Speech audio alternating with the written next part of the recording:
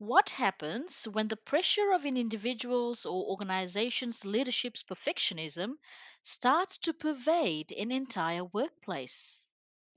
Research suggests that there are both positive and negative implications for individual employees, culture, and productivity. Tech entrepreneur Steve Jobs was often described as a tireless perfectionist.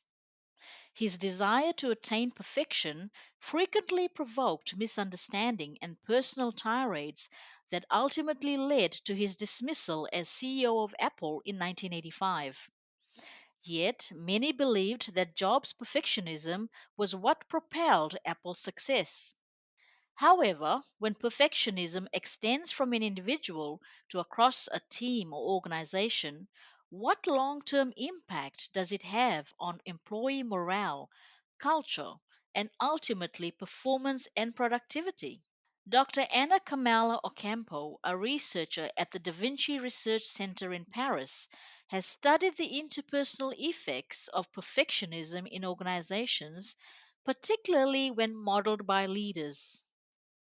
She says that perfectionism can certainly help leaders drive high quality performance among staff as they are intolerant of shoddy work.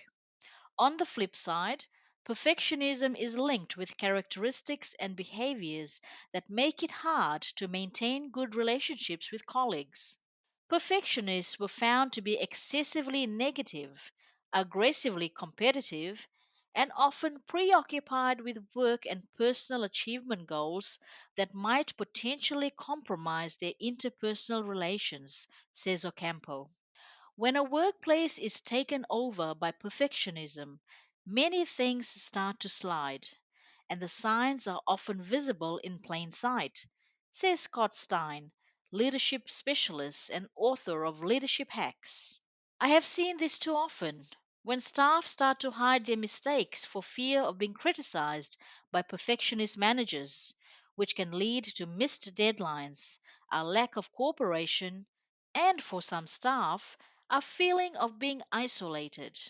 Dealing with a manager who demands perfection can be exhausting, and relationships start to fray at the edges. After a while, the constant criticism and lack of support will lead to decreased morale. When this occurs, employee productivity goes into free fall as people start to use excuses for mistakes and worry about protecting themselves rather than achieving goals, Stein says. Perfectionism poisons relationships in other ways as individuals become unwilling to delegate for fear that the work will not be perfect. When this is a manager, rather than creating a supportive and cooperative culture, unfortunately they limit employees' opportunities to learn and grow to the next level, says Stein. One of the consequences of globalization and increased competition has seen organizations adopt a result focused approach to performance marked by extreme attention to detail, intolerance of mistakes, and punitive evaluations, says Ocampo. Consequently, leaders must drive employees to achieve exceedingly high performance standards to remain effective and competitive in today's workforce, she says. The toll this takes on individuals, teams, and whole organizations can become endemic.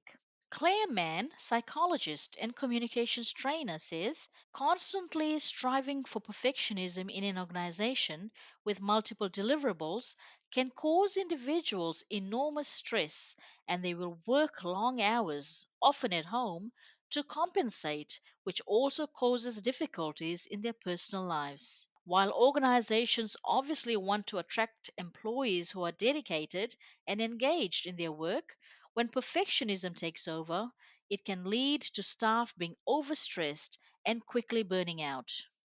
Before the relentless drive for perfectionism begins to have crippling effects on a team's performance, leaders need to reset. Stein says managers should aim to develop a supportive culture that allows for more innovation and collaborative ways to get things done, often taking less time. Associate Professor Narelle Lemon from the Swinburne University of Technology Says when identifying people displaying perfectionist behavior, managers should be really careful not to use perfectionism against people or promote it as a badge of honor, as both perspective causes issues of their own. Clareman advises managers to open up the discussion and give people who display perfectionist tendencies opportunities to receive feedback and share their own perspective. Some may be totally unaware of their perfectionist behavior or disagree that they're a perfectionist. The more they're aware of their perfectionism or trying to hide it, the more they may defend themselves and say, "It is just this project," says Mann. Although an employee may offer to change tack, instead, they may carry on working at home. A manager therefore needs to keep a close eye on telltale signs of fatigue or stress that might indicate this, says Mann. A smart leader will bring humanity into the workplace by showing their own vulnerability, such as revealing that they have missed deadlines sometimes. Unfortunately, not many managers are willing to do this. Professor Lemon points out that steering employees towards good enough or aiming for best practice helps to create a supportive environment that allows staff to be willing to ask for help and be engaged at the same time. If we can scaffold opportunities to fail, try, experiment, and learn, we all grow individually and collectively. This requires courage from all of us, but in the process, we develop confidence and learn so much about ourselves, the work we do, and the vision we share in workplaces. This learning brings a joy that interrupts the dominance of perfectionism, says Professor Lemon.